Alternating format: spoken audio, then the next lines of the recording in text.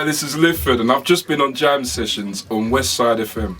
This is the Jam Session part 2, or part 2, because we wasn't able to ask you everything during the show, because we ran out and you have such an eclectic genre and portfolio and etc of what you've been doing. So I have a couple of more questions that I would like to ask you. You are a jack of all trades, but a king of none. Would you say that? Then you have to ask the wife. Except for maybe that, right? Which is lovely that you've crossed all boundaries. Was it house and garage, drum and bass, soul, everything? Do you think if you had picked one genre of music, say like Donny and Omar did, do you think that you would have gone or been more recognised in your field if you had stuck to one type of music?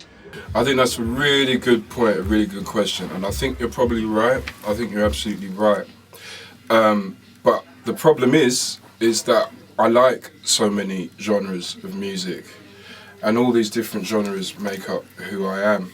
So it's really hard for me to just make a soul album or make a garage album or a house album. I mean, frustrated managers have come and gone with the idea of trying to pigeonhole me. But I am so eclectic, and like I was saying in the interview in there, it's about just being true to who you are, right or wrong. I'm really happy with being able to dip my toe in a bit of garage and a bit of house, do live soul music, do some alternative stuff. I'm happy doing that because it makes me feel good, makes me feel in control, and I'm not compromising who I am. But maybe I would have got a bit further if I would have, at this stage, if I had done an R&B album like one of my managers wanted me to do, be the British R. Kelly. Do you think that maybe in the near future, or a possibility, just as a one-off, maybe do an EP or an album with to express your soulfulness? Yeah.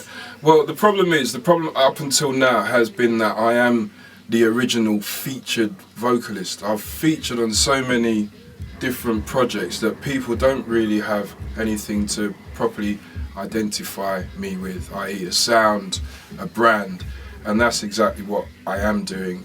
Big as I am, I've never made an album. I've never made an album, ever. Never done an EP.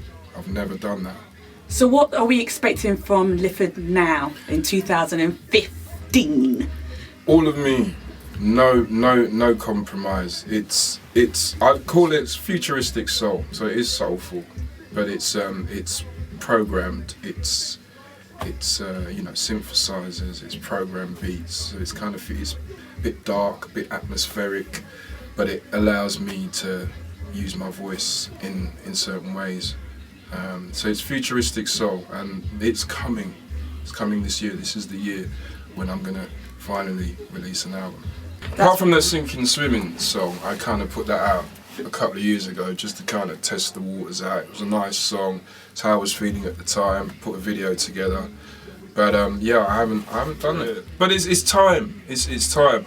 A couple of years ago, it wouldn't have been. 5 years ago, even when I got the solo deal off the back of the Artful Dodger project, I was being pulled left, right and centre, and I didn't know what I wanted to do, what I wanted to sound like then. My manager wanted me to do American R&B, the A&R guy wanted me to do a British Lucy Pearl, and I just wanted to just do British soul. I really liked Omar and Donny, and I kind of was championing for that kind of sound, but at the time, I wasn't doing anything in the UK, you know what I mean? It's very much. I think you would have been our Luther Vandross.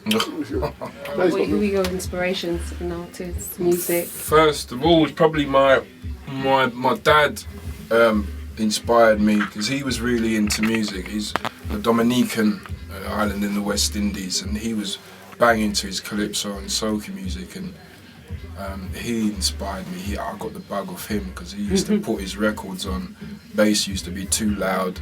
The glass wall cabinet used to vibrate, and the ornaments used to jump. But something used to happen to him when he used to dance and when he used to lose himself in the music. And I think probably as a kid I just used to watch him and You know, I used to see what it used to do to him, and I think that's, first of all, where I got inspired to do music and then start singing.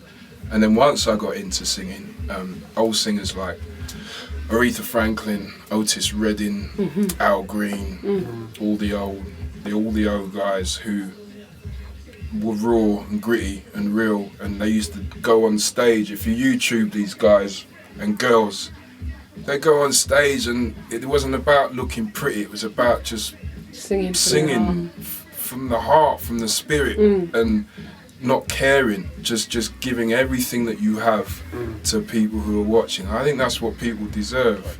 Did you get any Jim Reeves as well? Because You forgot Jim! Jim Reeves! Are you kidding me? That used to do that to the wall cabinet as well, his voice. Yeah, absolutely. On a Sunday, Jim Reeves, Dolly Parton, Yes. and all them country and western. And that's what I'm saying. All of those influences. How can I just do R&B or? Have you fall in love with things and you fall out of love with things? How have you channeled your frustrations, like just to sort of give advice to other people that are coming up in this industry? And I'd say in answer to that, I'd say it's okay. It's okay to fall out of love. It's okay to get frustrated. It's okay to not do it for a minute and just step away. That's all right. It's all gonna be there. All that madness and hustle and searching and grafting, you can come back to it. Sometimes it's a really good idea when you've just hit brick wall, just to step away. Have you found that you've been frustrated at times throughout your journey? Definitely. Yeah. Because it's tough. It's particularly 10, 14 years ago when I got my solo deal. less now, but then people didn't know what to do with someone who could sing really well. Right? You know what I mean? But I had a decent voice. Yeah, they didn't know what to do. You know, everyone had their own idea. Amazing. But it's, it is what it is, man. You know, you just got to be, it's frustrating, it's tough, step away and come back if that's what you want to do. That's exactly what I did. You know what I mean? And you know what? Is that what brought about the song Sinking and Swimming? That song's about depression because that's what I deal with. That's part of my life, and that's been something that I've had to deal with from a young age. As I was growing up, didn't realise it. I only sort of realised it the last sort of 10 years that that's what was going on.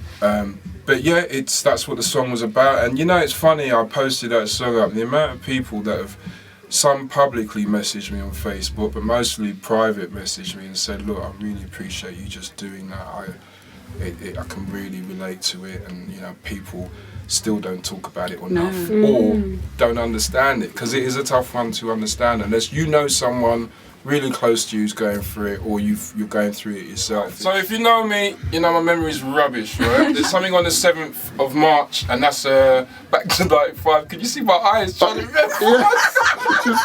Website, LiffordShillingford.com. Twitter, Lifford Shilling, and Facebook, Lifford David Shillingford. Is that it now? I'll stop remembering stuff. Cool. On behalf of the Jam Session team and my producer, Gus, we'd like to thank you for coming in. GG, as I like to call him. We'd like to thank you for coming in. Thank you. Thank you.